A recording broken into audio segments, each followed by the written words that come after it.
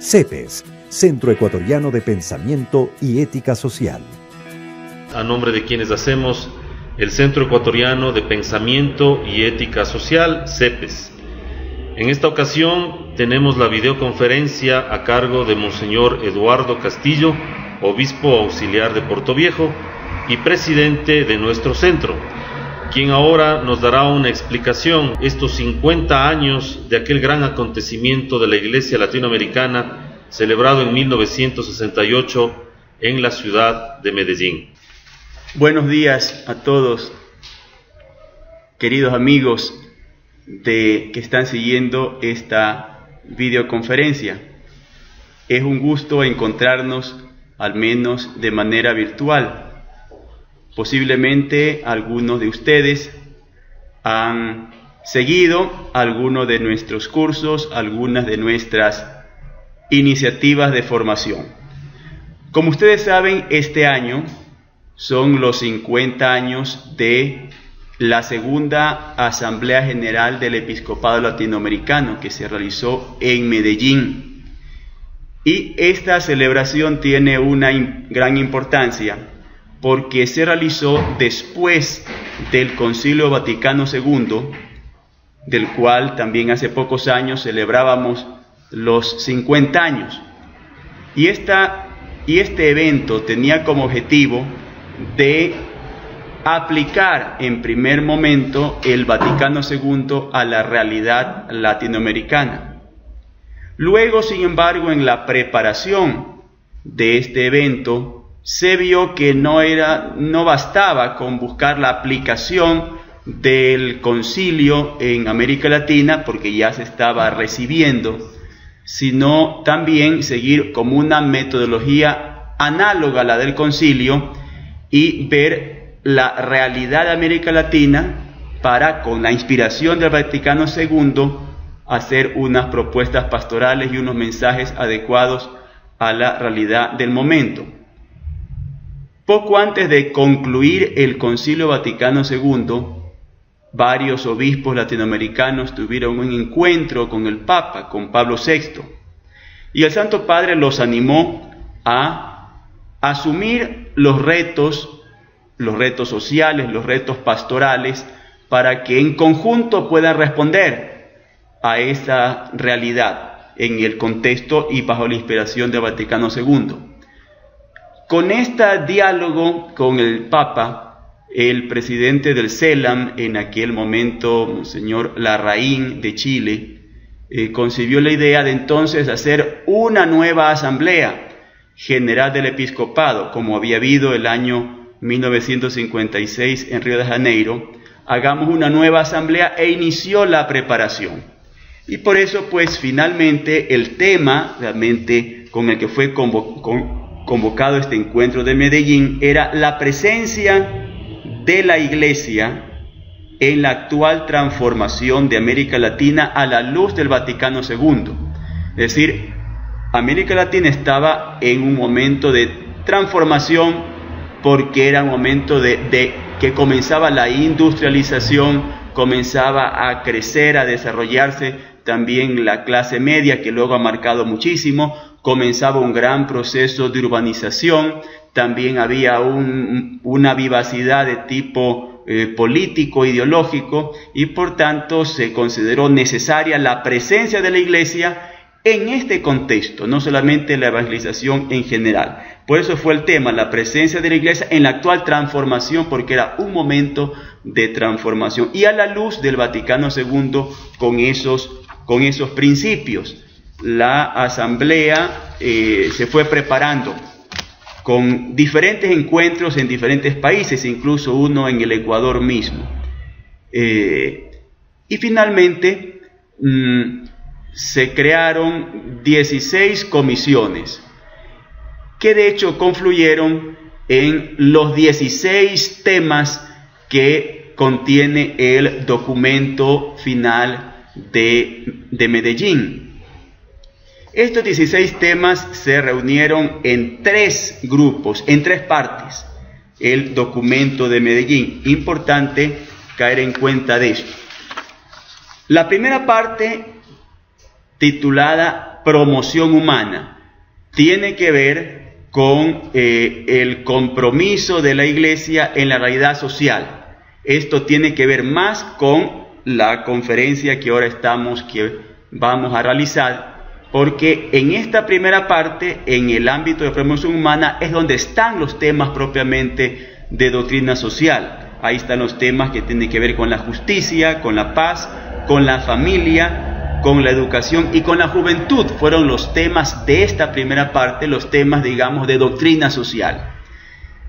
El segundo bloque del documento tiene que ver con la Iglesia, digamos, hacia afuera, más o menos como los documentos del Vaticano II, que tiene que ver con la acción de la evangelización de la Iglesia hacia afuera, que se tituló Evangelización y Crecimiento en la Fe, y tiene que ver con la evangelización popular, luego con la evangelización de las élites, y luego los grandes instrumentos de evangelización de la Iglesia tradicionales, como son la catequesis y la liturgia. Es decir, evangelizar a la masa popular, a las élites y lo que produce en cultura, y catequesis y liturgia.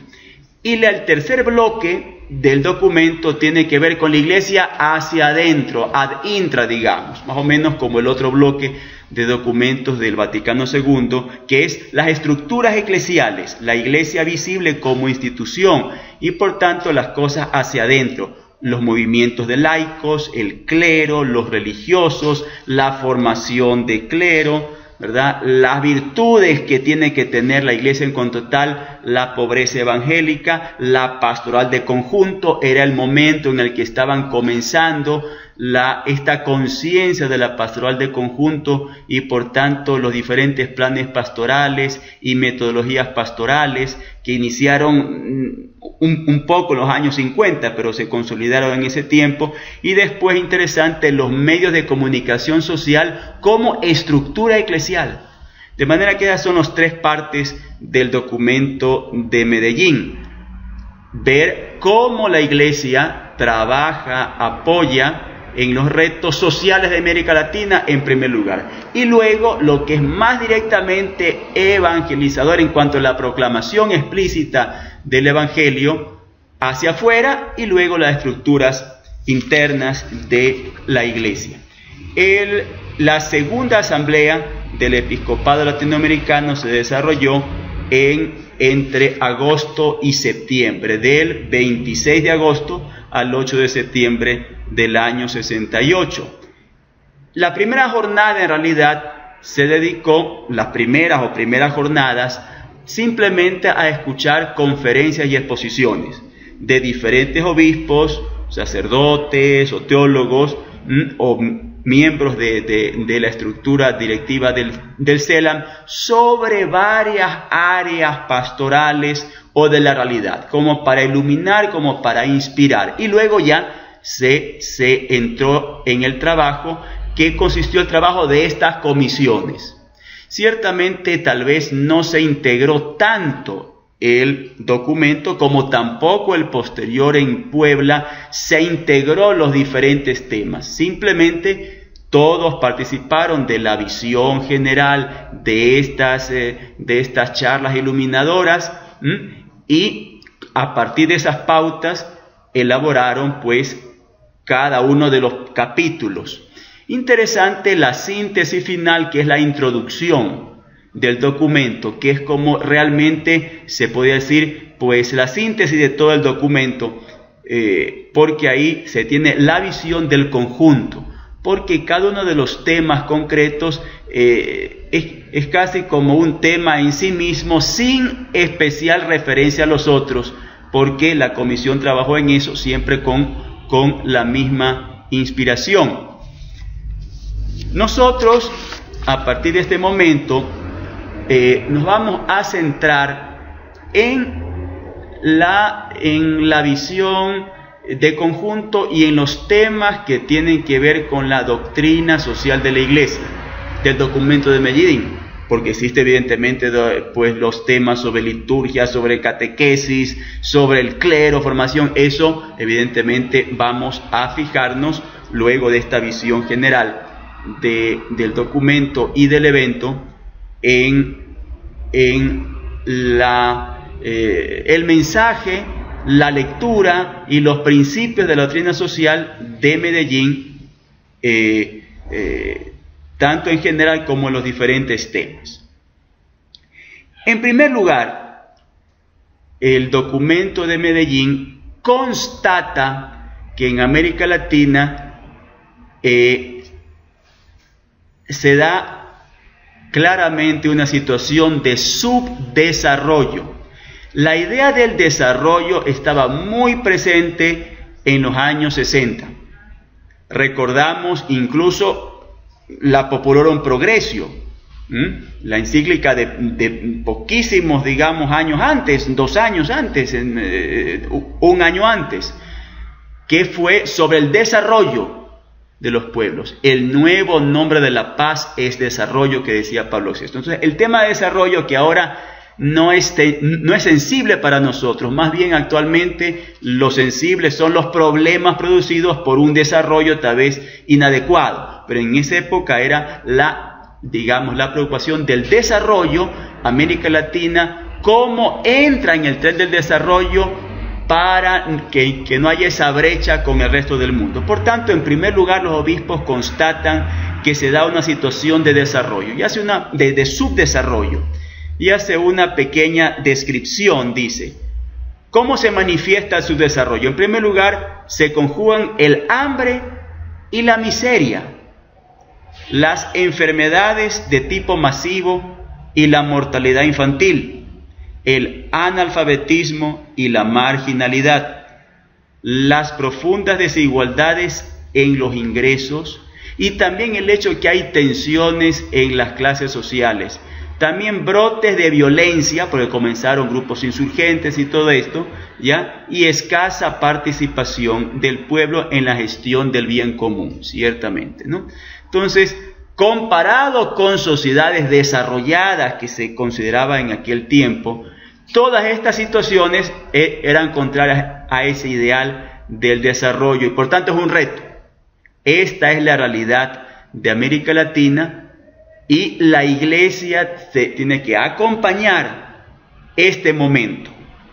También constatan los obispos que evidentemente no fue todo el episcopado latinoamericano, fueron 247 obispos, realmente los delegados para la conferencia, ¿no? Constatan también que existe un potencial humano. Es momento en que comienza a crecer más consistentemente la población. Inicia tímidamente una mayor desarrollo en la educación, pero muy tímidamente en esos años. Existe un potencial humano, existen valores, eso. Y en primer lugar los obispos dicen, bueno, ¿qué es necesario para superar la situación que estamos constatando? Dice, no es así nomás, no es con ciertas pequeñas medidas. Es necesario un grandísimo esfuerzo, una tarea que podemos decir casi creadora, y por tanto como una grandeza de alma. No son pequeñas medidas, hay que tomar como una decisión de conjunto de la sociedad para transformar esto. Es necesario un gran esfuerzo, una tarea muy ingente, dicen ellos, para el proceso de desarrollo, para lo cual se requieren 2 aspectos claves que realmente luego van apareciendo en todas las propuestas concretas. El primer aspecto clave es la solidaridad y luego la integración. Es muy interesante esto, por lo que quiere decir que si la clave es la solidaridad y la integración, es decir, quiere decir que no es la dialéctica, la confrontación, sino la solidaridad entre las personas y la integración, digamos, de sus actividades y de sus cualidades. Porque es momento de que se comenzó a hablar, recordamos, en el Ecuador, de los mundos superpuestos. y que luego podían estar en tensión.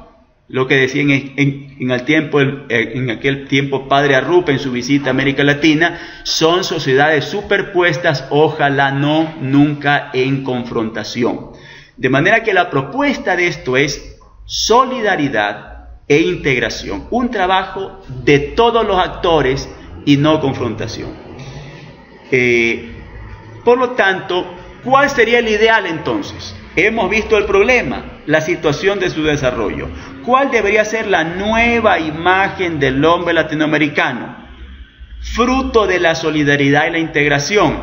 Dicen, poderes públicos promoviendo con energía el bien común, que se dediquen al bien común. Esta es otra visión. Los técnicos, las personas preparadas, los técnicos planificando caminos para esto, es decir, contribuyendo con su ciencia para este bien común y no solamente para el beneficio y el lucro propio. Tercer aspecto de la nueva imagen que tiene que tener las familias y los educadores formando para la responsabilidad a las nuevas generaciones, para ser responsables.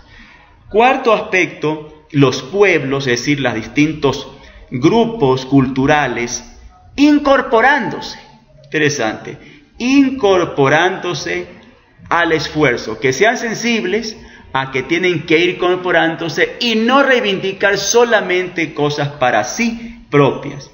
Y por último, otro aspecto que debería configurar esta nueva imagen de la sociedad y del hombre latinoamericano es el espíritu del Evangelio que anime toda esta dinámica. ¿Cómo lo anima? ¿Verdad? A través de un amor personalizador. Es decir, que ayude a que se pueda ver a los demás como personas, como amigos, como sujetos de amor, de respeto. Que no se vea como medios, como objetos. Esto es, digamos, una primera gran visión y ahí están realmente muchos valores también dentro. Ahora los obispos no solamente constatan la situación de América Latina, dicen cuáles son las claves profundas y cuál debería ser la sociedad de alguna forma ideal, sino que dicen nosotros, como obispos, como pastores, nos tenemos que comprometer en este trabajo. Nos comprometemos en esta búsqueda, llaman angustiosa, de este desarrollo, ¿ya? Para colaborar en las soluciones adecuadas, porque esto es una visión, pero no vamos a ser espectadores, no solamente comentaristas, pues sino nos comprometemos en la búsqueda de estos caminos. ¿Para qué? Porque la finalidad es la promoción integral del hombre. Por eso tiene que ser solidaridad, integración, porque si no, no hay integralidad. No solamente es lo económico, es lo social, es lo cultural, es los valores, es la educación. Como la finalidad es la formación y la promoción integral, nos comprometemos nosotros, pastores, que somos sensibles a esto. ¿En qué cosas, digamos, más un poco detalladas nos comprometemos? En distintas cosas. Yo lo he agrupado en 3 grupos de cosas que no lo dice el documento, pero me parece que calzan.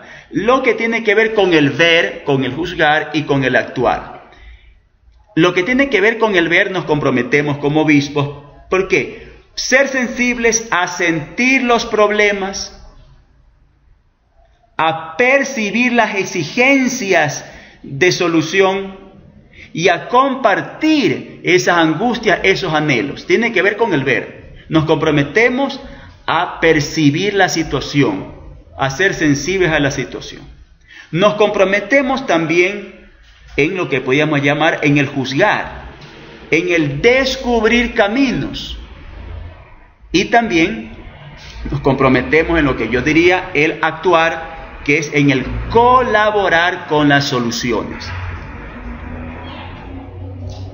Esto de colaborar con las soluciones es interesante, como luego lo detalla, porque no dice nosotros vamos a ofrecer soluciones, no. dice expresamente: nosotros no somos competentes para las soluciones técnicas, no vamos a rivalizar con otros organismos, vamos a colaborar con las soluciones que los competentes lo planteen. Por eso luego explica cómo va a ser nuestra colaboración, cómo va a ser nuestro compartir, pues digamos, las angustias y también descubrir los caminos. Por eso dice claramente: no compitiendo con las soluciones que plantean organismos nacionales, latinoamericanos o mundiales. Ni mucho menos estamos para rechazar esas propuestas ni desconocerlas, ¿verdad? No tenemos soluciones técnicas, no ofrecen una solución técnica o económica alternativa a otras, sino acompañar para que se vivan estos valores y esta promoción integral.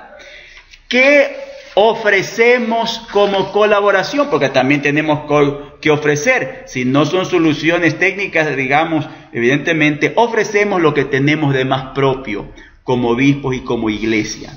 Ofrecemos primero una visión de lo que es el hombre y de la humanidad, ¿verdad? Es decir, el aspecto humano, la iglesia experta en humanidad, el respeto al ser humano, la sensibilidad por los derechos humanos.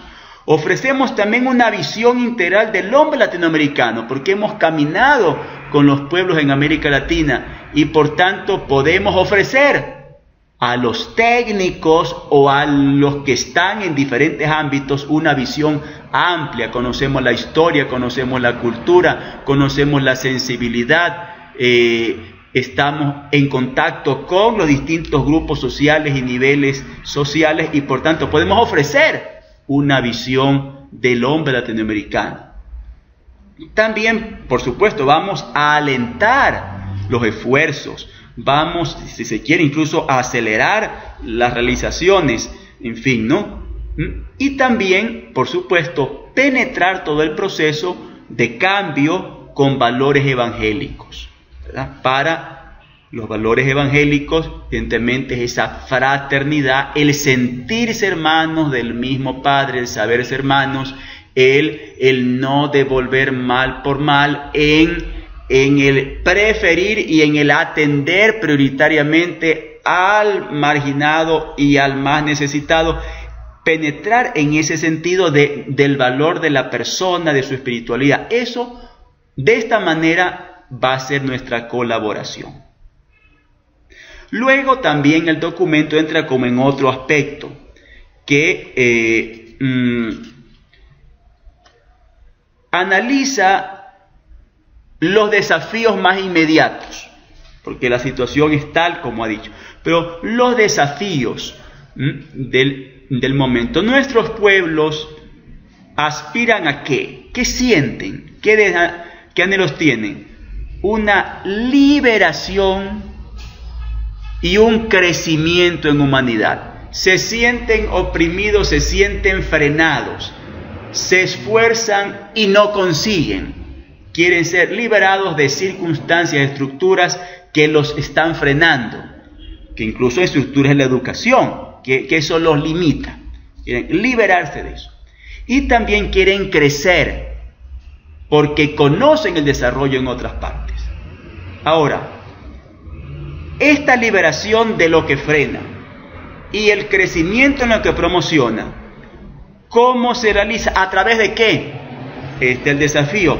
A través de la incorporación y de la participación de todos en la gestión del desarrollo.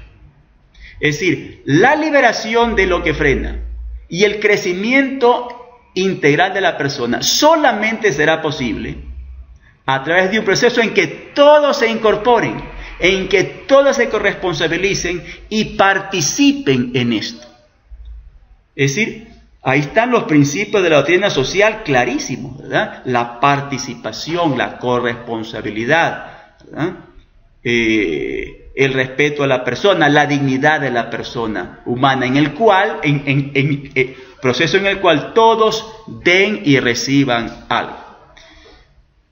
Esto nos muestra que es una opción diferente al de una exclusión de una parte, que en ese momento la propuesta marxista era la dialéctica. Hay que excluir a unos para que algún grupo privilegiado pueda dirigir el desarrollo, no solamente la incorporación y la participación de todos, dice literalmente el documento. Ahora bien, si esto es el camino general, ¿qué consecuencias se sacan? En primer lugar, que ningún sector debe reservarse en forma exclusiva la conducción política o cultural o económica o espiritual. Por tanto, ni estatismos, ¿verdad?, ni dirección de la sociedad por grupos simplemente de poder. Ningún sector debe tener la exclusiva, sino el proceso es incorporar a todos. Segundo, tendrá que contarse con valores que son propios del pueblo latinoamericano. No pueden ser que ideologías externas, ¿verdad?, impongan, como dice literalmente el documento, impongan valores y criterios extraños. Sería una nueva alienación. Es decir, la incorporación de los pueblos y de la incorporación de la tradición, digamos, latinoamericana. Esto implica también, en concreto, dicen los obispos, rechazar la inversión de recursos en la carrera armamentista. Era época de tensión entre países, ¿ya? Era época de un poco en que también nacían los populismos y los nacionalismos, y por tanto ciertos mesianismos que iniciaron en Brasil, que luego hubo en Argentina y luego recorrieron distintos países o recorrerían en los años 70 en Perú, en fin, en Chile. Y por tanto, no en carrera armamentista, no en burocracia, no en esta estatización, tampoco en lujos y ostentaciones, porque el objetivo no es ese, sino el desarrollo, la promoción integral, y también no a una deficiente administración de la comunidad. Es decir, estas estructuras puramente nominales que se crean municipios, que se crean organismos públicos, cortes, fiscalías, pero no funcionan, o seguro social, y están en nombre, pero no funcionan. No a una deficiente administración, porque si no, no habrá la inclusión, no habrá la incorporación de todos. Por tanto, nuestras naciones, dice, latinoamericanas, tienen que superar sus desconfianzas, porque no pueden pretender que sus sociedades se incorporen en cuanto tal, se desarrollen y participen, si en cuanto a naciones se da el mismo fenómeno de rivalidad, de nacionalismo, de confrontación, que es Costa Rica contra Nicaragua en tensión, que es Venezuela con Colombia, que es Perú con Ecuador, que es Chile con Perú y con Bolivia, que es Chile con Argentina. Entonces, evidentemente esto es imposible, ¿no? Es el momento hay que superar la desconfianza, purificar estos nacionalismos exagerados, y resolver sus situaciones de conflicto. Esa división interna en los países y esa división política entre los países latinoamericanos impide este proceso de desarrollo. Por tanto, es un desafío esto, también ponen los obispos. Ahora, también hay que reconocer que existen fortalezas, potencialidades, que mencionaron en general al comienzo. Contamos como sociedad latinoamericana con unos valores, unos criterios cristianos y humanos que hay que aprovechar. En primer lugar, el hombre latinoamericano tiene un sentido innato de la dignidad de todos, ¿verdad? De la dignidad, como se respeta al anciano, el sentido de familia, la inclinación a la fraternidad y a la hospitalidad, las fiestas populares, el compartir, digamos, en los momentos externos, la celebración al aire libre, la celebración comunitaria. En Ecuador tenemos la minga, las fiestas populares, fiesta y fiesta, digamos. Es decir, ese sentido de compartir también la comida, de la ayuda, del recolectar para ayudar a uno que sufrió una tragedia. Es decir, tenemos ese sentido que, bien canalizado, eso colaborará en ese proceso de incorporación y de participación de todos, ¿no? Para corresponsabilidad a todos, ¿no? También existe un sabio sentido de la vida y de la muerte. Ciertamente, tal vez en el mundo rural esto es mucho más profundo por el sentido familiar que primado. En América Latina, en ese tiempo, son 50 años, América Latina ha cambiado profundísimamente en los 50 años. En esa época el 70% o más, seguramente, de América Latina, 80% era rural. Actualmente el 70% es urbano, de toda América Latina. Entonces es un cambio total. En todo caso, dice, se cuenta con un sabio sentido de la vida y de la muerte. Cuando va a morir la persona, el reunirse la familia, el pedir perdón, el pasar las noches, digamos, con las velas, con las vigilias, con los velorios, con los aniversarios de difuntos, es decir, el apersonarse en estos momentos, en el momento de los nacimientos, lo que significan ser padrino, es decir, ese sabio sentido de la vida y de la muerte, ¿no? De celebrar un cumpleaños, de celebrar como familia. Esto es un valor que puede ayudar, bien canalizado, a esa incorporación en el esfuerzo común. También en lo religioso hay la certeza de un Padre común y de un destino trascendente, ¿verdad? Es decir, que no esta visión horizontal de este mundo, sino una referencia a algo, digamos, a una repercusión sobrenatural. Ahora bien, ahora ya entran como un poquito más en materia los obispos en Medellín y dice, ahora, frente a todo esto que hemos dicho, tenemos que hacer algunos compromisos como iglesia. Y destacan que los compromisos no son de los obispos. Tiene que ser la iglesia latinoamericana la que haga compromisos para poder colaborar en el proceso de desarrollo que solamente será posible con la solidaridad, con la integración, con la corresponsabilidad. ¿Qué compromisos podemos hacer? Compromisos más urgentes y otros compromisos más concretos. Los compromisos más urgentes son simplemente purificarnos en el espíritu del Evangelio. Eso.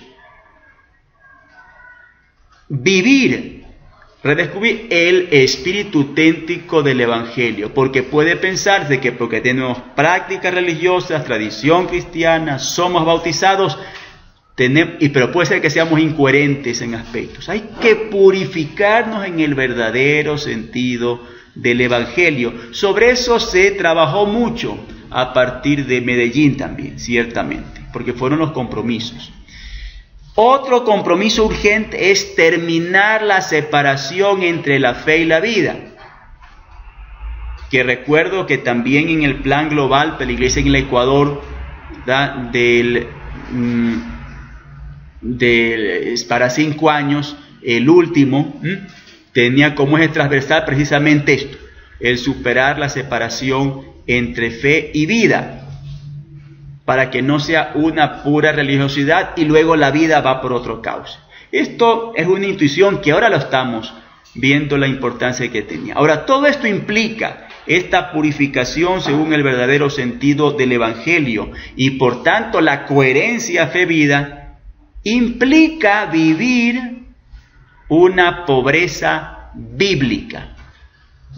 Interesante lo de bíblica, porque no es la pobreza de un grupo sociológico que se contrapone con otro grupo sociológico, porque explica mismo el documento que solo una pobreza así, la bíblica, podrá transparentar a Cristo, que es el gran pobre de espíritu. Es decir, la pobreza bíblica tiene que ser la pobreza del pobre de espíritu, que es Cristo, que implica su confianza en el Padre Celestial, que implica ser totalmente referido a los otros, que implica la instauración del reino de Dios con sus mismas palabras y obras. Y este reino de Dios es precisamente la incorporación, la reintegración, la fraternización. Este es el compromiso de la iglesia. Nosotros vamos a colaborar en este proceso así, de esta manera. Ahora, todo el pueblo de Dios tiene ahora que hacer compromisos en ámbitos concretos y claves. El primer ámbito de compromiso es el de la justicia, que es el primer tema de los 16 del documento de Medellín. Un nuevo orden de justicia. La iglesia debe inspirar, alentar, urgir a un nuevo orden de justicia que incorpore, otra vez lo de incorpore, no es que uno le haga la justicia a otro, sino que incorpore a todos los hombres en la gestión de las propias comunidades. Se hará justicia no como un paladín haga justicia, sino cuando todos se incorporen en la gestión de la sociedad. Ahí habrá justicia. Otro ámbito de compromiso es el de la familia, el segundo ámbito de compromiso. No solamente la moralidad familiar, la vivencia sacramental del matrimonio, que también es carente en América Latina, sino como una estructura intermedia entre, digamos, Medellín da una grandísima importancia y se pasa hablando de las estructuras intermedias, que es muy interesante porque es algo característico de la doctrina social de la iglesia en cuanto a la subsidiariedad. Entonces, la familia tomémosla como estructura intermedia que está en función del cambio social. Si fortalecemos la familia, eso favorecerá el cambio social porque eso va a favorecer la solidaridad, ¿verdad? Y la integración de la gente, porque habrá la fraternidad y no el individualismo. Otro ámbito de compromiso es el de la educación. Por tanto, ya vemos cómo a partir de ese año de Medellín surgió, ¿verdad?, todas las comisiones de justicia y paz, ¿verdad? Pues también la sensibilidad por la catequesis familiar, también los pequeños centros, escuelas parroquiales, al impulso que dio Medellín, porque son los compromisos. Dinamizar la educación para capacitar a hombres maduros en sus responsabilidades. Nuevamente el proceso es corresponsabilidad. Para eso es el compromiso en la educación, para crear hombres o capacitar hombres maduros en sus responsabilidades, que es lo que también había dicho en general antes, ¿no? Otro ámbito es el de los trabajadores, porque es el momento en el que comienza el llamado desarrollismo en América Latina, la industrialización. Por tanto, fomentar que los trabajadores se organicen en organismos profesionales, diferente a los sindicatos, que también va a hablar, ¿ya? Que se organicen en organismos profesionales. ¿Para qué? Para que se capaciten bien, para que no sean simplemente piezas de un organismo, sino actores con su trabajo. Que no solamente yo hago materialmente cosas, sino que sea actor, me sienta que estoy construyendo eso, ¿no? Para la transformación socioeconómica, porque si los trabajadores se sienten actores, tienen su visión de la sociedad, sienten que no trabajan para otros, sino que ellos son, ahí sí va la transformación socioeconómica. La iglesia debe fomentar eso, el ámbito de los trabajadores. Otro ámbito de compromiso interesantísimo, habla de nueva evangelización. Prácticamente casi como 30 años antes de digamos, 20 y tantos años antes de la expresión que Juan Pablo II dijo en República Dominicana, y comenzó el proceso de la idea de nueva evangelización. Ya lo menciona Medellín, una nueva evangelización y catequesis intensivas. porque si se trata de purificarse según el espíritu evangélico, terminar la separación fedida, vivir la pobreza bíblica, entonces hay que hacer una nueva evangelización para corregir tal vez ciertas cosas, y una catequesis intensiva. Ahí comienza la catequesis de varios años y no solamente de meses. Ahí comienza la catequesis familiar y toda esta cosa, para lograr una fe lúcida, es decir, más formada y comprometida, que mueva la vida y supere la división fe-vida. Otro ámbito de compromiso es el renovar y crear, si es necesario, nuevas estructuras de la iglesia. ¿Por qué? Porque la sociedad, como veíamos al comienzo, estaba en transformación, hacía un hervidero, ¿no?, en cosas positivas y en otras menos, pero estaba en hervidero, y por tanto la iglesia tiene que cambiar y crear nuevas estructuras. ¿Para qué? Para que haya más diálogo y colaboración al interno de la iglesia. Por eso que si queremos fomentar la solidaridad, la integración, la participación en la sociedad, que esto también comience ad intra en la iglesia. Por eso creemos otros organismos para que obispos, sacerdotes, religiosos, laicos colaboren. Y ahí es que se comenzaron a crear en nuestros países la comisión de tal, la comisión pastoral, esto, que por aquí, que por allá, pastoral de todo. Y también organismos, asambleas diocesanas, parroquiales, en fin, ¿no? Organismos, consejos de pastoral, en fin, ¿no? Para que haya esta corresponsabilidad al interno y seamos capaces de fomentar la corresponsabilidad social. Otro ámbito de compromiso era el colaborar con otras confesiones cristianas. Y con los hombres de buena voluntad. Estaba reciente todo lo de Pacem in Terris, de Juan 23, de la primera vez que se dirige a los hombres de buena voluntad, porque si la iglesia va a estar para colaborar, a contribuir en este proceso, ¿verdad?, también nos comprometemos a hacerlo concreto, esa colaboración, para que haya una paz auténtica. Tenemos que tener una especie de paz, una paz en nuestras actitudes, con grupos y hombres de buena voluntad, aunque no sean miembros de la iglesia, sean otras confesiones, sean, digamos, simplemente hombres de buena voluntad, de la cultura, en fin, tener con ellos esa buena relación, esa paz, para ser también signo de esa paz en la sociedad. Bueno, veo que el tiempo nos ha corrido, ¿no? Y yo tenía pues también todo otro ámbito muy amplio, ¿verdad? El de la justicia específicamente, que trataba el documento de Medellín. Quería, además de toda esta gran síntesis, quería pues también desarrollar todo lo que trataba el tema de la justicia, porque ahí hay muchos aspectos de la doctrina social, pero pues voy a hacer nomás una breve introducción a eso para luego pasar a unas preguntas, porque es importante el tema específico de la justicia, en el cual están prácticamente compendiados los temas del desarrollo, todos los temas y los principios de doctrina social.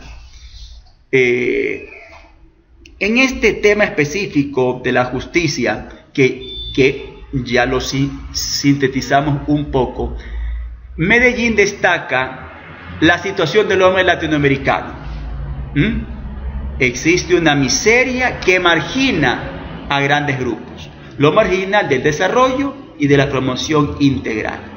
Esta situación no se da solamente en individuos dispersos, sino se da esta marginación como un hecho colectivo, y ahí se puede decir que es una injusticia que clama al cielo, porque compromete a poblaciones su desarrollo y su promoción.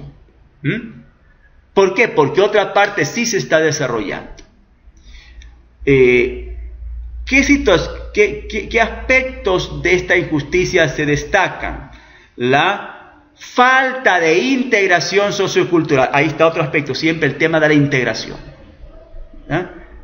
Es decir, hay superposición de culturas, no hay ósmosis entre las culturas, no hay integración, no hay colaboración, dicen la mayoría de nuestros países. No hay integración. Una injusticia es la falta de integración entre los grupos sociales y culturales, porque eso impide el desarrollo, porque eso solamente en colaboración y corresponsabilidad se da el desarrollo. Otro aspecto de la injusticia estructural es la inestabilidad política y las instituciones públicas puramente formales. Hay una inestabilidad política. Todavía padecemos un poco esto, pero era tremenda la inestabilidad política y por tanto esto quitaba como la base para que haya esa integración, porque tiene que estar el piso firme, y si no había, eso favorece y estructura la injusticia, porque impide el cambio, tanta inestabilidad política e instituciones que solamente están de nombre, pero que no funcionan ni ayudan a la integración. Maravillosos organismos se crearon por los populismos y los nacionalismos de esa época, pero no funcionaron. Otro aspecto de la injusticia estructural es una cosa muy dura, que es la falta de solidaridad. En el plano individual muchas veces, y es social, que llega a cometer verdaderos pecados que llevan como a hacer estructuras injustas, ¿verdad? No tiene que ver conmigo esta situación, ¿verdad? De manera que la injusticia nace de la falta de integración y se manifiesta como falta de integración y de solidaridad. Ahora, y eso es todo el desarrollo del tema de la justicia en Medellín, ¿qué acciones pastorales puede como iglesia hacer, que podemos hacer como iglesia para incidir en la superación de este hecho colectivo de injusticia? Y ahí hay una infinidad, bueno, no una infinidad, pero varias, propuestas pastorales muy bien estructuradas, breves pero muy bien estructuradas. En primer lugar, la gran proyección pastoral es una iglesia que ayude a favorecer siempre la participación activa en la construcción de la sociedad.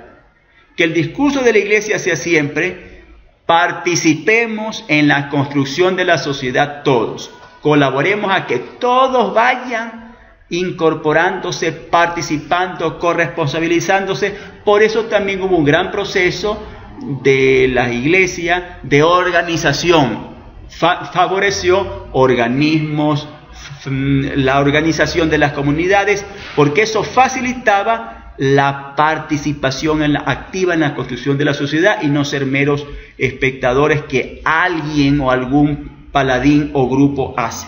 Esta es la gran proyección, como respuesta a la superación de las injusticias estructurales. Luego, simplemente menciono para dar paso a algunas preguntas, otras proyecciones más concretas pastorales, que es, en primer lugar, las estructuras intermedias. Es la primera acción pastoral concreta para la superación de la injusticia estructural.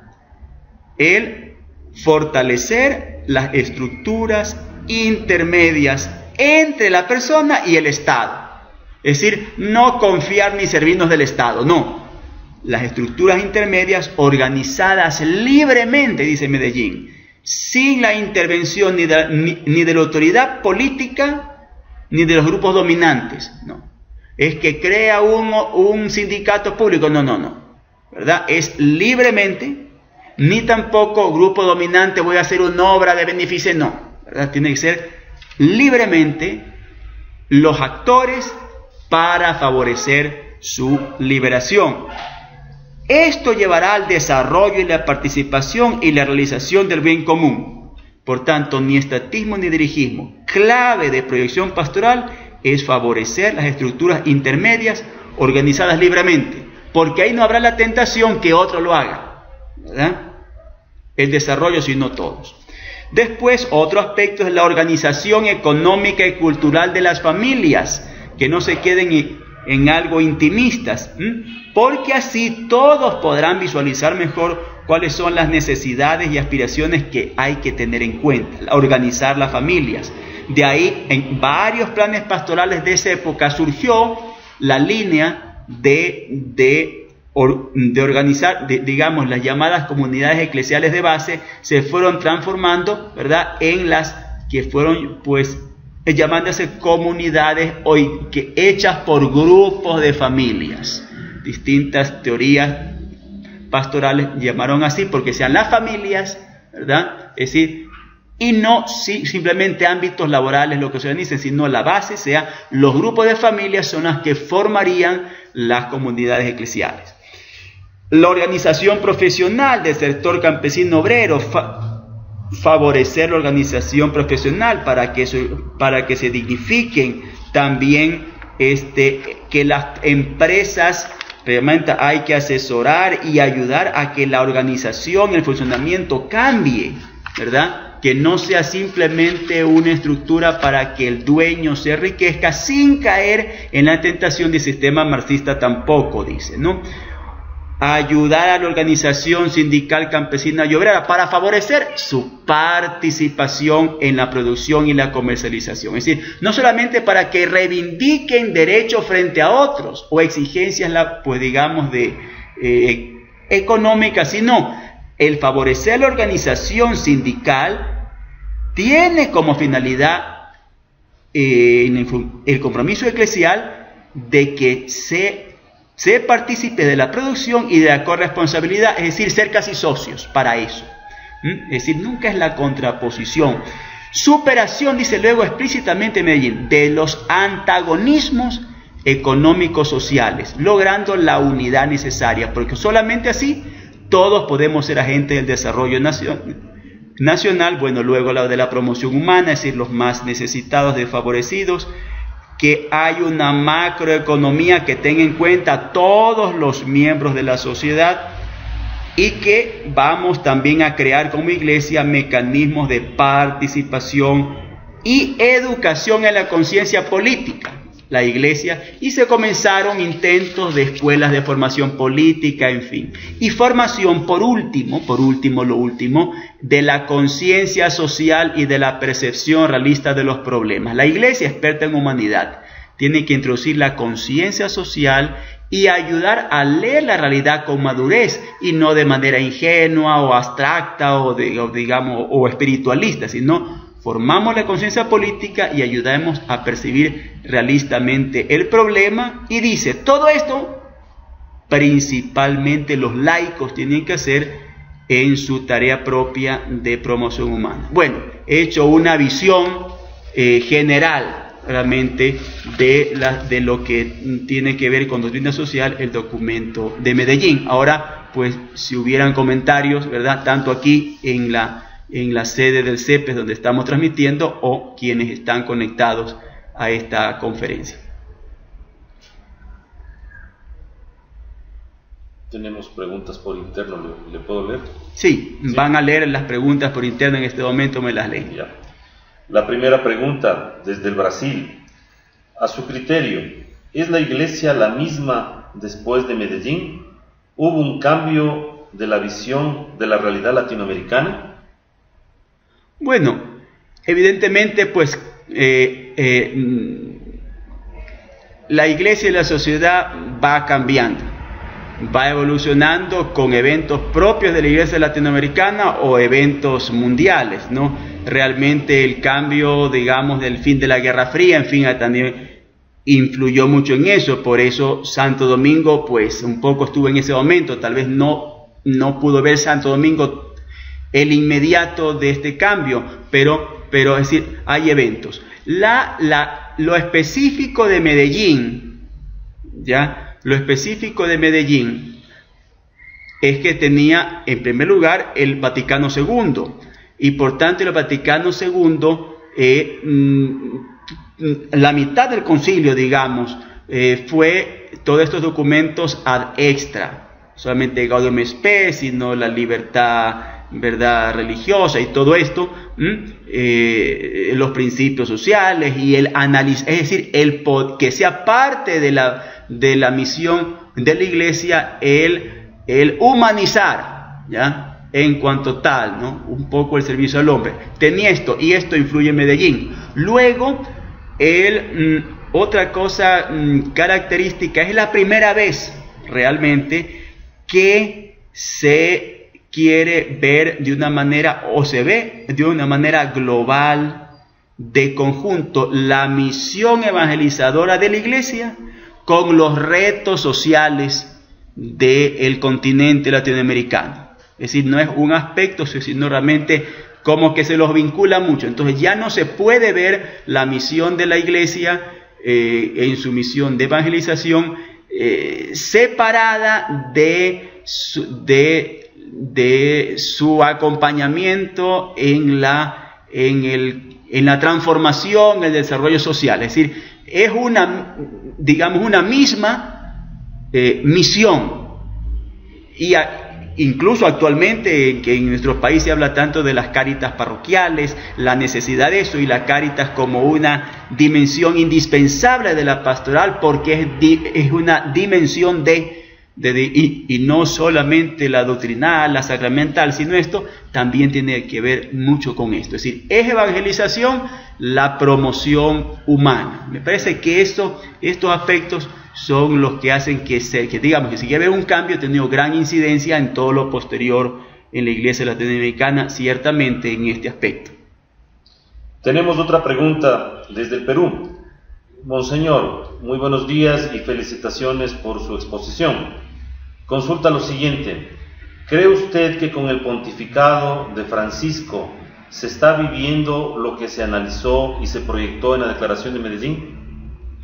Bueno, en Medellín, recalco, ¿no? Efectivamente son 50 años, incluso en la preparación para el Congreso, que será sobre Medellín, sé que habrá, ¿verdad?, dentro de poco, se han incorporado nuevos temas que no estaban y que son actuales. Surgen nuevos temas, como decía, el hecho que ya es una realidad urbana, el hecho que no prime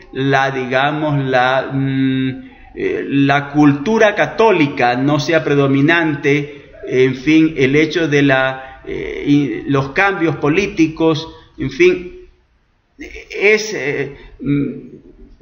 no sería posible, pues así como está, evidentemente, vivir Medellín. Lo que el Papa Francisco, ¿verdad?, está haciendo son, digamos, cosas más que ciertamente están en sintonía con Medellín. Su primera exhortación, digamos, la Evangelii Gaudium, es de alguna forma la parecida para la Iglesia Universal. Pero dentro de eso hay, digamos, pues claves de Medellín en cuanto no una separación entre la misión de la Iglesia ad intra. Él rechaza mucho eso, ¿no? La Iglesia autorreferencial, que es un término que no había, ¿no? La Iglesia no es autorreferencial, es una Iglesia en salida, ¿verdad?, que él destaca, ¿no? Eso está en sintonía, ¿verdad?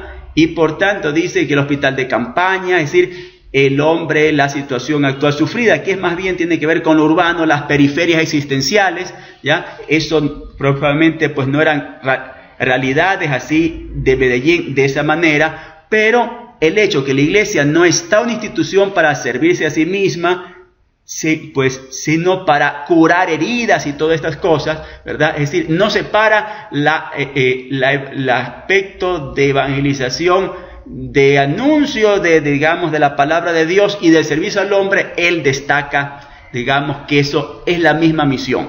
Y si se ha habido pues deformaciones y se han centrado y digamos de una forma o exclusiva o pensando que es suficiente el aspecto cultural o el aspecto doctrinal, eso es equivocado, porque eso deforma lo que es el Evangelio. Un poco, ¿verdad?, lo hace Evangelii Gaudium. El año de la misericordia tuvo este aspecto, la misericordia con también el ser humano en cuanto tal, que está caído y todo, ¿no? De manera que este aspecto puede ser que lo está reproponiendo la misión de la Iglesia como servicio a todo hombre sufriente y no como un medio para servirse a sí mismo. Sus expresiones que, bueno, por ejemplo, esto de que la iglesia, no lo del proselitismo, claro, será, es decir, no sería con ese sentido del Señor de ir a servir al hombre y promocionarlo, sino sería un instrumento para mi institución. Todo eso ciertamente está en sintonía con esta primera proclamación de la Iglesia Latinoamericana de no separemos la promoción humana de la evangelización. Tenemos otra inquietud, esta viene de aquí del Ecuador. Monseñor Castillo, recibe un cordial saludo de la provincia de Guayas. Gracias. La pregunta es, ¿cuál cree usted que es la principal amenaza para la Iglesia en el mundo de hoy y sus desafíos para el futuro? Bueno, realmente siempre yo pienso que el mundo y la sociedad es compleja, aunque ya entramos en la posmodernidad hace unos años. Todavía no nos ubicamos tan bien, digamos, por dónde van las cosas, y por tanto el principal desafío de la Iglesia también tendrá que ver con aclarar el panorama, digamos, del mundo que hay que servir evangelizando, ¿verdad? El principal, bueno, o uno de los principales retos, el Santo Padre en Evangelii Gaudium destaca algunas cosas que yo lo pondría como reto. No me comprometería a decir que lo que ahora es una cosa pulida, ¿no? En primer lugar, él destaca la cuestión del querigma, que el querigma no es la proclamación esencial del Evangelio, la proclamación con las palabras y obras, con las actitudes, en fin, ¿no? ¿Ya? Y que eso no es una primera cosa y después vamos a otras, sino eso es algo permanente, ¿no? Lo que ya Medellín y lo que destacábamos de la purificación en sentido evangélico, esto es una cosa permanente, ¿no? Y el Papa, globalmente su pontificado, lo que está haciendo, eso pienso yo, es mi opinión, es como unos ejercicios espirituales de San Ignacio a toda la Iglesia, purificar la intención, ¿verdad? Por tanto, todo lo que sea doblez y esto, ¿no? Él lo está tratando a toda la Iglesia hacer eso. Entonces, eso es un poco el contenido del querigma, la conversión a la pobreza de espíritu, que es esta disponibilidad, que es ver al otro con misericordia. Ese es un reto, en un momento de cambio, pues, social, sociológico, cultural tan grande. Si la Iglesia se aferra a los aspectos menos esenciales, entonces puede perecer, mientras que el recuperar lo que es el querigma, que no es contrapuesto a los otros aspectos, para los otros aspectos puede haber sido un canal para el querigma, pero no dar por supuesto. Y él en Evangelii Gaudium se dirige mucho a los evangelizadores y dice cuáles son los vicios de los evangelizadores, en el sentido que hay esa pesadez, ese pensar solamente en sí mismo, mi tiempo, mis gustos. Entonces no es el espíritu evangélico, que es la disponibilidad, el servicio, el gozo, el dulce gozo de evangelizar, y por eso hay que ser evangelizadores con espíritu. Ese puede ser el gran peligro, el no alimentarse de este querigma, que es esa sencillez de espíritu que nos lleva a querer al otro, a ser alegres en el anuncio, en el querer humanizar más, en el querer que se descubra realmente a Dios, a Jesucristo, y en cambio estar pensando en las necesidades egoístas, individuales, que eso contradice el querigma, porque el querigma es lo esencial. Pues ese puede ser un gran reto. Desde Juan Pablo II, en cuanto llegaba el tercer milenio, él destacó un gran reto, pues también semejante a podemos relacionarlo, ¿no? El famoso Duc in Altum, que es una iglesia en salida, ¿verdad? Nuevo ardor, nuevos métodos. Es la misma iglesia en salida, y proponía en Nuevo Milenio Ineunte, ¿verdad? Al comenzar en la de enero del 2001, cuando comenzaba el nuevo siglo, el nuevo milenio, la espiritualidad, la sed de espiritualidad que hay, hacer escuelas de oración, es decir, y el Santo Padre ha hablado mucho de eso, de los evangelizadores con espíritu. Ahora la exhortación Gaudete de Exsultate, no creo en santidad sin oración. En fin, esa espiritualidad ciertamente integral, no es la oración mental simplemente, no. De manera que el querigma, descubrir lo esencial del Evangelio, el espíritu evangélico, la pureza de espíritu, tiene que ver con la contemplación, con ese despojo que abre el alma, que hace un alma grande, una magnanimidad. Pues no solamente Francisco, ya viene eso un poco con el impulso también de Juan Pablo II.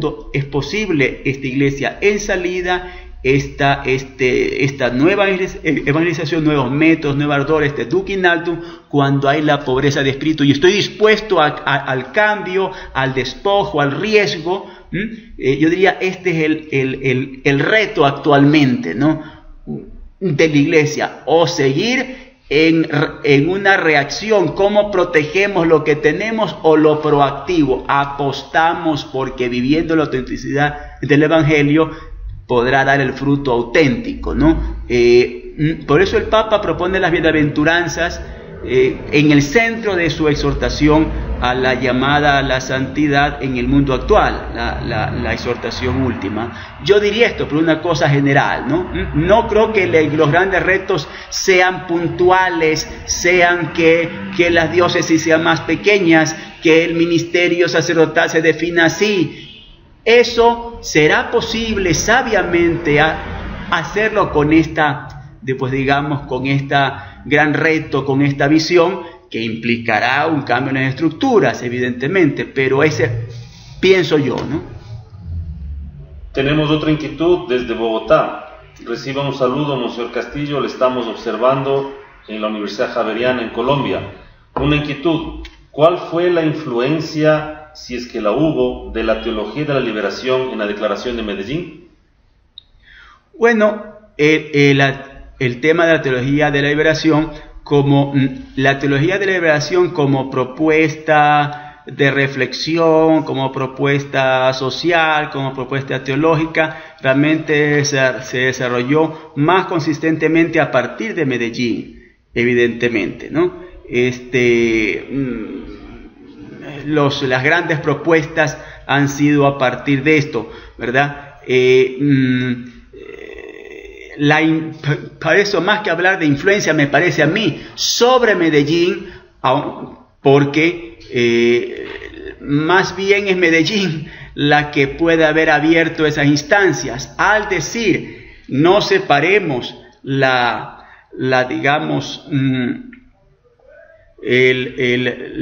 evangelización como simplemente reproducción de estructuras eclesiásticas con la promoción, con el servicio al hombre.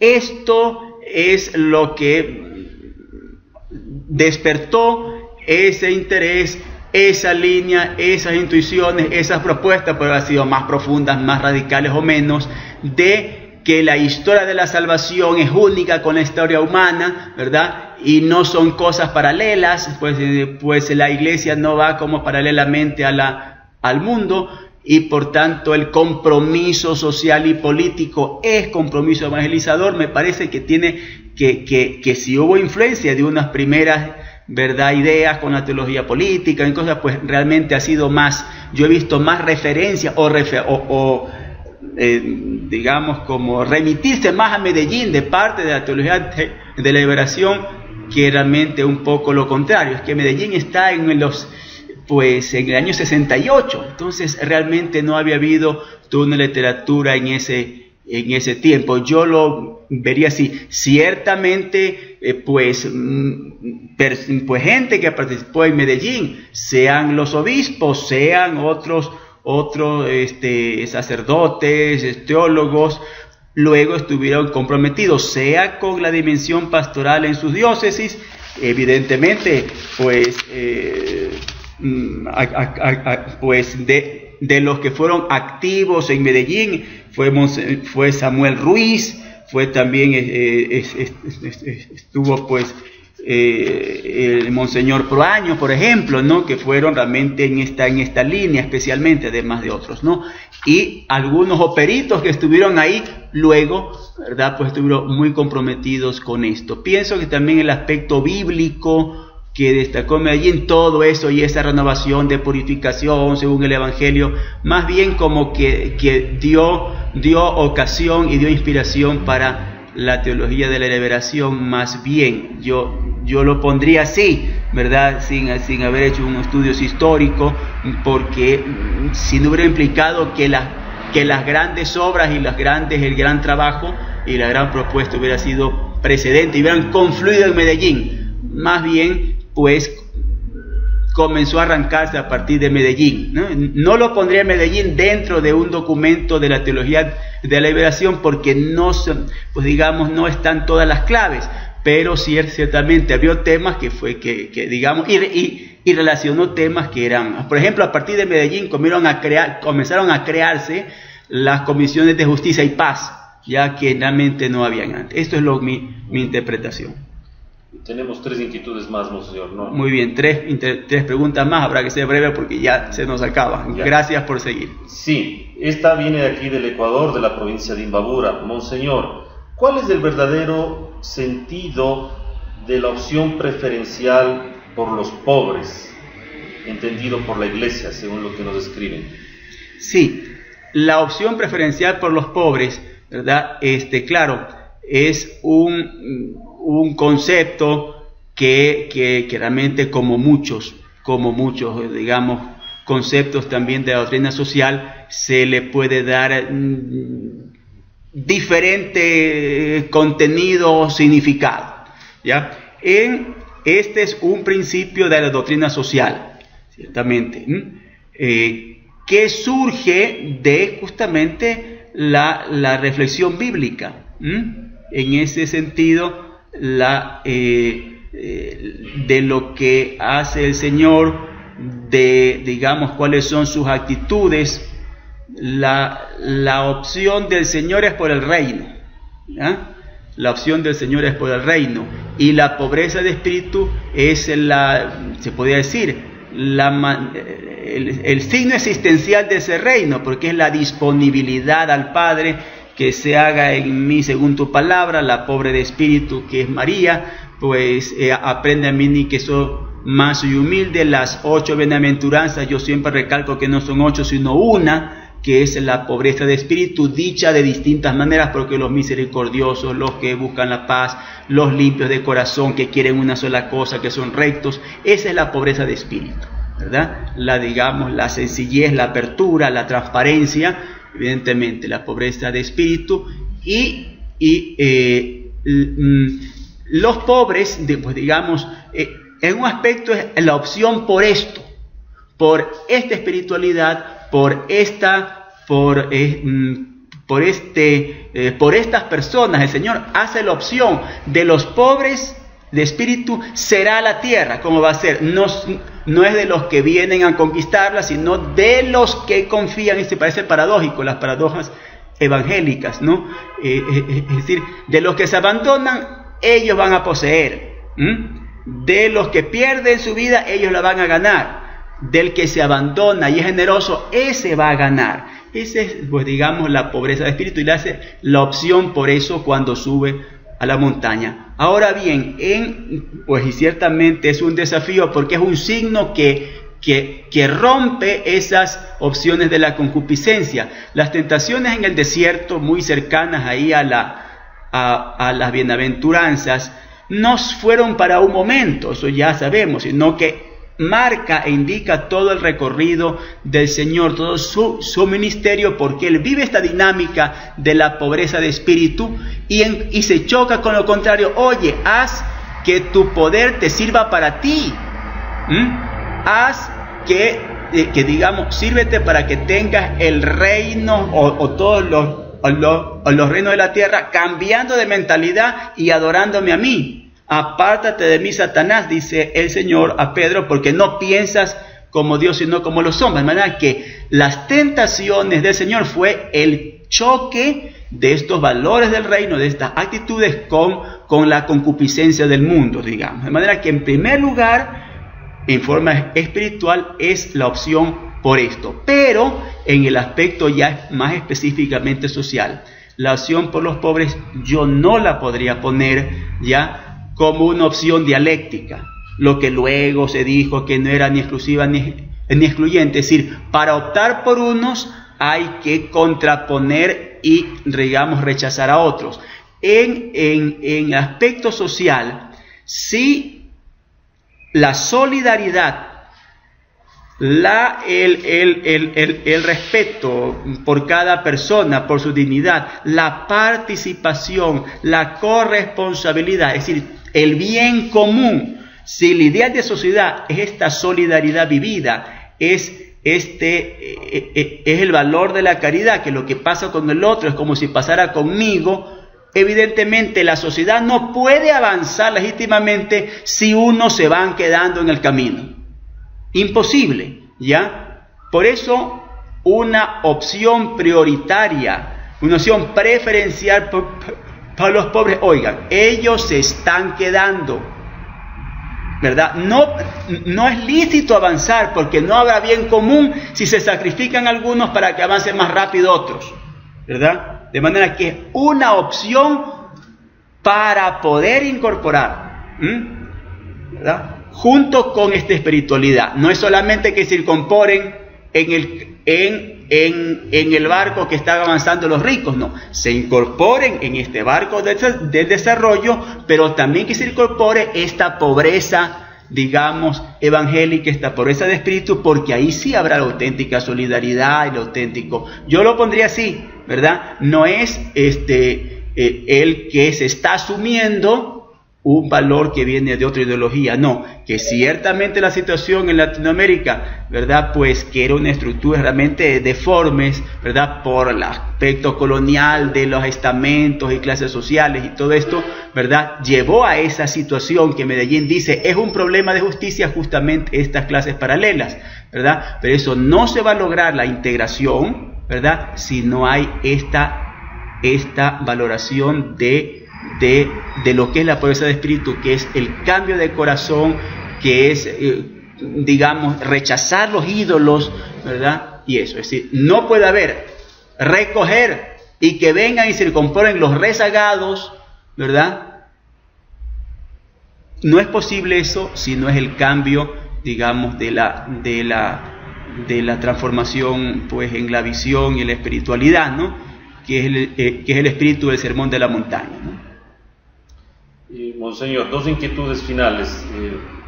Recibo un saludo, le estamos viendo en la Universidad de los Hemisferios, en la ciudad de Quito. Gracias. Según usted mencionaba en su exposición, se desprendería entonces que la ideología de género sería una imposición que va en contra de los valores latinoamericanos. ¿Podría explicarnos un poco mejor si eso sería de esa manera? Bueno, efectivamente, evidentemente ese tema de ninguna manera estaba en el contexto de los tiempos de Medellín, ¿no? Pero yo afirmaría que sí, así es de una imposición de valores contrarios, pues sería algo absolutamente, no solamente en cuanto al contenido, pues, sino considero que de hecho la manera en que se ha introducido es así, como dice Medellín, sería pues una nueva y grave alienación, dice, ¿no? Efectivamente, destruiría los valores que ha descrito Medellín, ¿no? De la función irreemplazable de la mujer en la sociedad, dice que es una de las fortalezas, ya el sentido de la vida y de la muerte, ¿verdad? Es decir, porque da peso, y también la cuestión de los valores trascendentes, ¿no? Y la solidaridad de las familias y esto, ¿no? Porque son derechos individuales los que se reivindican, mientras que la fortaleza latinoamericana son los, digamos, es la vinculación fraterna, después, digamos, y el sentido de ser pueblo, que es otra cosa la que Papa Francisco está ofreciendo a la Iglesia. Mucho habla de la espiritualidad de ser pueblo. Eso es contrario a los a los derechos, o al definirse cada uno individualmente por sí y ante sí,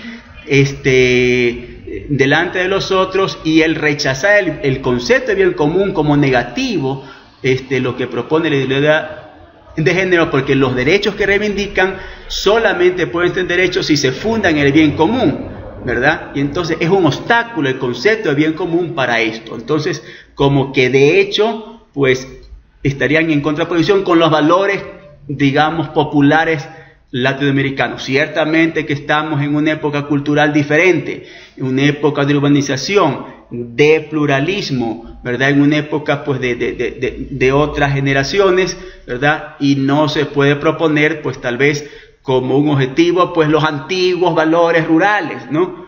Evidentemente, pero ciertamente no han llegado como desarrollo del proceso social latinoamericano, pues sino como una forma de llevar una agenda pues digamos realmente externa a la cultura. La última pregunta desde Chile.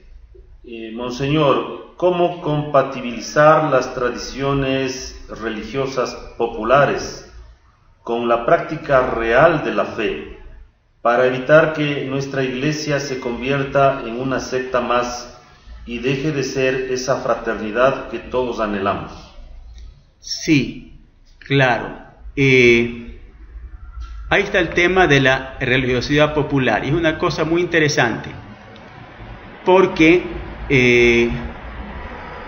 a partir de Medellín precisamente hubo una desconfianza en la religiosidad popular. Eso mismo, pues digamos, lo han dicho, digamos, no enemigos de una línea de liberación, no, ¿verdad?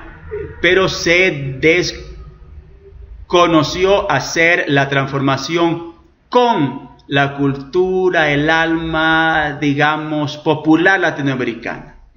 Sino tal vez el error fue dar una herramienta al latinoamericano en lugar de contar totalmente con sus valores, ¿ya? Se desconfió de la religiosidad popular porque se consideró que no ayudaba a purificar el sentido en el auténtico evangelio, a ver lo que es realmente la pobreza bíblica, lo que es la pobreza de espíritu, lo que es la renovación del evangelio, y se consideraban que eran cosas desencarnadas, intimistas, que no tenían incidencia, más bien alienaban al cambio social tan urgente y tan necesario. Evidentemente,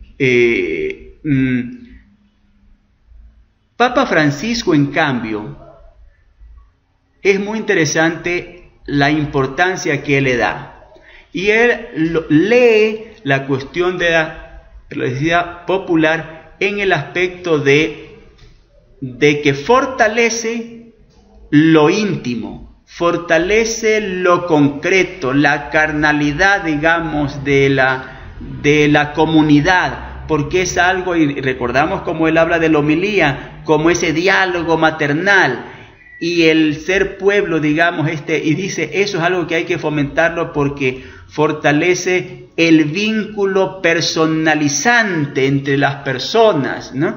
Pues la religiosidad no solamente ideas, sino este aspecto tierno, la ternura, fortalece eso, que es algo necesario, y se lo ve ahora un valor y un instrumento necesario en una sociedad realmente tan impersonal, en el que cada uno vive un mundo distinto en el mismo lugar y en el mismo ámbito. Esto une, porque la religiosidad popular es comunitaria, digamos, en general, digamos, ¿no? De manera que lo destaca en este aspecto. Esto no tiene, evidentemente, no es sustituir, ¿ya?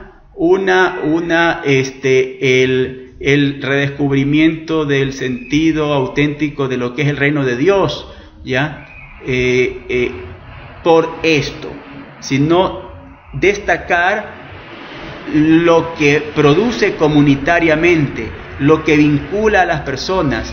Él destaca mucho siempre, el Papa Francisco, el aspecto concreto y el pobre se lo toca en la carne y toda esta cosa, ¿ya? Pues de manera que la religiosidad popular él la repropone en esta dimensión, no tanto en la dimensión, digamos, vertical, porque es la forma de unirme con Dios, estas prácticas devocionales, sino que en el aspecto más horizontal, porque esto fortalece a la comunidad, nos hace ser iglesia, nos hace ser pueblo, nos hace redescubrir esa dimensión de amor, digamos, entre nosotros. En ese aspecto, pues es un valor, y es muy bonito también a nivel de iglesia latinoamericana, cómo se ha ido acercando el aspecto de la religiosidad popular, tradicional, con el compromiso evangelizador. A partir también de la Virgen María, recordamos los congresos misioneros, las mismas encuentros, las asambleas latinoamericanas, sea Juan Pablo II, sea Papa Francisco, es decir, se ha unido este aspecto, pues digamos, de iglesia como familia y comunitaria con los retos de la evangelización. Esto yo lo he visto como proceso, no es algo que ahora lo vamos a hacer, ¿no? La estrella de la evangelización es la Virgen María. Se ha querido incorporar esta fuerza, pues digamos, religiosa y también humanizadora en la evangelización para que sea más completa, digamos, ¿no?